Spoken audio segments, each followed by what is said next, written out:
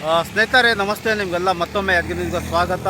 ನೀವು ನೋಡಿದ ದೃಶ್ಯಗಳು ಯಾದಗಿರಿ ನಗರದ ಲುಂಬಿನಿ ಗಾರ್ಡನ್ ದೃಶ್ಯಗಳು. ಈ ದೃಶ್ಯಗಳು ಯಾಕೆ ತೋರಿಸ್ತಾ ಇದ್ದೀನಪ್ಪ ಅಂತಂದರೆ, ಯಾದಗಿರಿ ನಗರದ ಲುಂಬಿನಿ ಗಾರ್ಡನ್ನಲ್ಲಿ ಬರುವಂತಹ ಪ್ರವಾಸಿಗರಿಗೆ ಶೌಚಾಲಯ ಇದ್ದಿಲ್ಲ.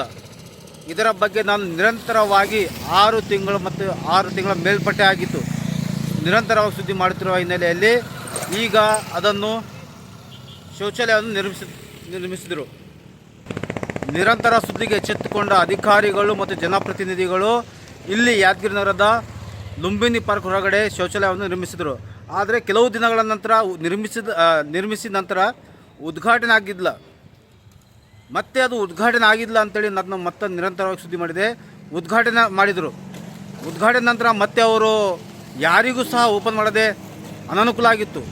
ಆದರೆ ಮತ್ತೆ ಅದು ಸುದ್ದಿ ಮಾಡಿ ನಾನು ಇದು ನಿರ್ಮಾಣ ಆಯಿತು, ಉದ್ಘಾಟನೆ ಆಯಿತು, ಆದರೆ ಯಾರಿಗೂ ಸಹ ಉಪಯೋಗ ಆಗ್ತಿಲ್ಲ ಅಂತೇಳಿ ನಾನು ಮತ್ತೆ ಸುದ್ದಿ ಮಾಡಿದರೆ, ನಂತರ ಈಗ ಈ ಒಂದು ಶೌಚಾಲಯ ಈಗ ಎಲ್ಲರಿಗೆ ಉಪಯೋಗಕ್ಕೆ ಬರ್ತಾಯಿದೆ. ಈಗ ಉದ್ಘಾಟನೆ ಆಯಿತು. ಈಗ ಅವರು ಸಹ ಬೇರೆ ಟೆಂಡರ್ ಕೊಟ್ಟು ಈಗ ಜನರಿಗೆ ಅನುಕೂಲಕ್ಕೆಂದು ಮಾಡಿದ್ದಾರೆ.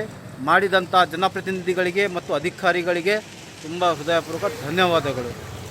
ಇದು ಯಾದಗಿರಿ ನ್ಯೂಸ್ನ ಫಲಶ್ರುತಿ. ಸ್ನೇಹಿತರೆ, ಈ ತರಹದ ವಿಷಯಗಳು ಹಲವು ಇದೆ. ನಾವು ಸಾಕಷ್ಟು ಕಡೆ ಎಲ್ಲೆಲ್ಲಿ ಸುದ್ದಿ ಮಾಡಿದ್ದೇವೆ, ಸಾಕಷ್ಟು ಕಡೆ ನಮ್ಮ ಯಾದಗಿರಿ ನ್ಯೂಸ್ ಇಂಪ್ಯಾಕ್ಟ್ ಆಗಿದೆ, ಇಲ್ಲಂತಿಲ್ಲ. ಬಟ್ ಕೆಲವೊಂದು ಕಡೆ ಆಗಿಲ್ಲ, ಕೆಲವೊಂದು ಕಡೆ ಆಗಿದ್ದಾವೆ.